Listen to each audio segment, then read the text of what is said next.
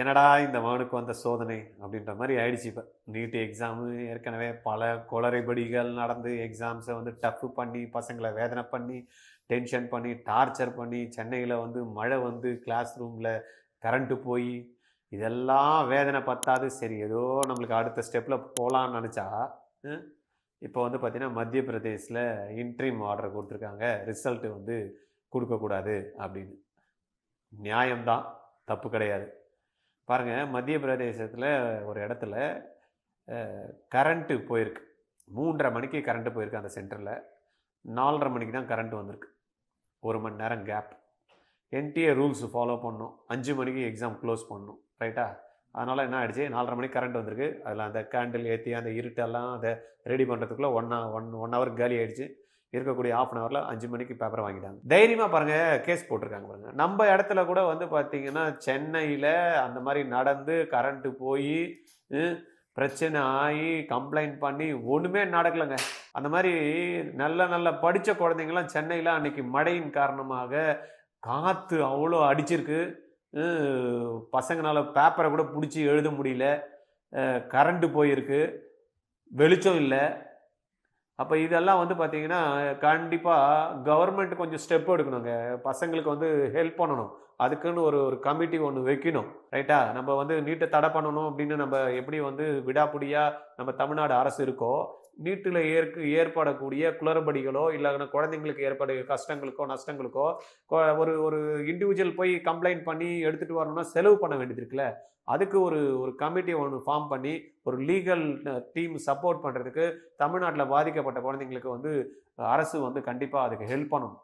ஏன்னா இப்போ நான் காலையில் ஒரு குழந்தைகிட்ட பேசியிருந்தேன், சார் எனக்கு வந்து அன்றைக்கி மழைக்கு முன்னாடி காற்று அடிச்சுது சார், என் பேப்பரை கூட என்னால் பிடிக்க முடியல சார், நான் டேபிளில் வச்சுட்டு நான் டோரை சாத்துங்கன்னு சொல்கிறேன். அந்த அந்த அந்த அம்மா சொல்லுது, அதெல்லாம் என்டிஏ நார்ம்ஸு, டோரை க்ளோஸ் பண்ணக்கூடாது அப்படின்னு. காற்று அடிக்குது மேடம், பிடிக்க முடியல மேடம், கொஞ்சம் டேபிளில் தள்ளி போட்டுக்கிறனாலும் நான் போட மாட்டேன் அப்படின்னுச்சு. அப்புறமா பார்த்தீங்கன்னா அந்த இதில் வந்து மழை தண்ணி வேறு, மழை ஆரம்பிச்சது, மழை தண்ணி கொட்ட ஆரம்பிச்சிச்சு உள்ளே வந்து.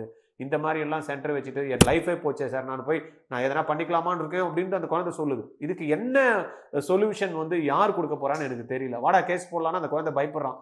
யார் சார் செலவு பண்ணுவா, கோர்ட்டுக்கு நான் எங்கே சார் போகிறது, எனக்கு யார் சார் வந்து உதவி பண்ணுவான்னு, வாடா நான் பண்ணுறேன் அப்படின்ற பயப்படுறான். அப்போ இதுக்கு வந்து பார்த்தீங்கன்னா கவர்மெண்ட்டே வந்து பார்த்தீங்கன்னா ஸ்டெப் எடுக்கணும். இந்த மாதிரி பாதிக்கப்பட்டது வந்து நிறைய வந்து பார்த்தீங்கன்னா எனக்கு யூடியூப்பில் வந்து போட்டிருக்காங்க. என்ன ஏது அப்படின்னு வந்து பார்த்தீங்கன்னா ஒரு கமிட்டி வச்சு நம்மளுடைய ஸ்டாலின் ஐயா வந்து பார்த்தீங்கன்னா இதுக்கான அடுத்த முன்னெடுப்பு எடுக்கணும். இல்லைன்னா நம்மளுடைய சுகாதாரத்துறை அமைச்சர் இருக்காரு மா சுப்பிரமணியம், எது இருந்தாலும் பார்த்தீங்கன்னா டக்குன்னு ஆக்ஷன் எடுக்கிறாரு.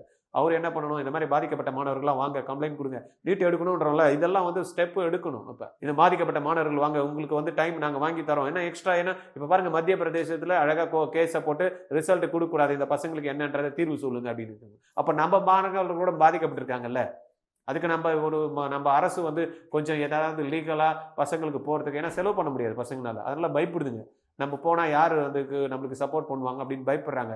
அப்போ இந்த மாதிரியான சுச்சுவேஷனில் நம்மளுடைய மாநில அரசும் ஒரு லீகல் கமிட்டியை வந்து பார்த்திங்கன்னா இந்த யாரெல்லாம் பாதிக்கப்பட்டாங்களோ வந்து எங்ககிட்ட சொல்லுங்கள், அதுக்கு நாங்கள் ப்ராப்பராக நாங்கள் ஸ்டெப் எடுக்கிறோம் அப்படின்ட்டு என்டிஏ கிட்ட அதெல்லாம் எடுத்துகிட்டு போய் முறையிட்டு எதனா கேஸ் மூலயமா ஃபைல் பண்ணணும்னா அந்த குழந்தைங்களுக்கும் அந்த டைம் எக்ஸ்டென்ஷன் வாங்கி கொடுக்குறதோ இல்லைனா ரீ எக்ஸாம்ஸ் பண்ணுறதுக்கோ அரசு நடவடிக்கை எடுக்கும். மத்திய பிரதேசத்தில் இன்றைக்கி வந்து எக்ஸாம்ஸ்க்கு வந்து தடை வந்து பண்ணியிருக்காங்க ரிசல்ட்ஸ் கொடுக்கறதுக்கு, ரைட்டா?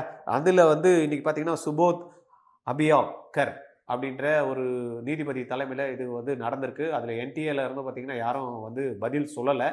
அதனால் வந்து கேஸை வந்து 4 வாரத்துக்கு தள்ளி வச்சுருக்காங்க. ஆல்மோஸ்ட் வந்து பார்த்திங்கன்னா ஜூனில் தான் இந்த கேஸு திருப்பி எடுக்கிறாங்க. அது வரைக்கும் ரிசல்ட் வந்து காரணம் கொண்டும் டிக்ளேர் பண்ணக்கூடாது. இந்த பசங்களுக்கான என்ன விஷயங்கள் பண்ண போகிறீங்களோ, ரீ எக்ஸாம்ஸோ இல்லைனா வேறு எதனா ஆல்டர்னேட் அரேஞ்ச்மெண்ட்டோ என்ன அப்படின்றது, அதை தான் வந்து பார்த்திங்கன்னா நான் இந்த வீடியோ மூலிமா ரிக்வெஸ்ட் வச்சுக்கிறேன். நம்ம தமிழக அரசு வந்து பார்த்திங்கன்னா கொஞ்சம் சட்டத்துறையை குழந்தைங்களுக்கு ஹெல்ப் பண்ணி என்னெல்லாம் வந்து அன்றைக்கி வந்து அவங்களுடைய ப்ராப்ளம் இருந்திருக்கு அது எல்லாத்தையும் யாரெல்லாம் சொல்லணும் அப்படின்றத கொஞ்சம் கேட்டு பண்ணால் நல்லாயிருக்கும். யாரெல்லாம் பாதிக்கப்பட்டிருக்கு அப்படின்றத கீழே கமெண்ட்ஸில் கொடுங்க.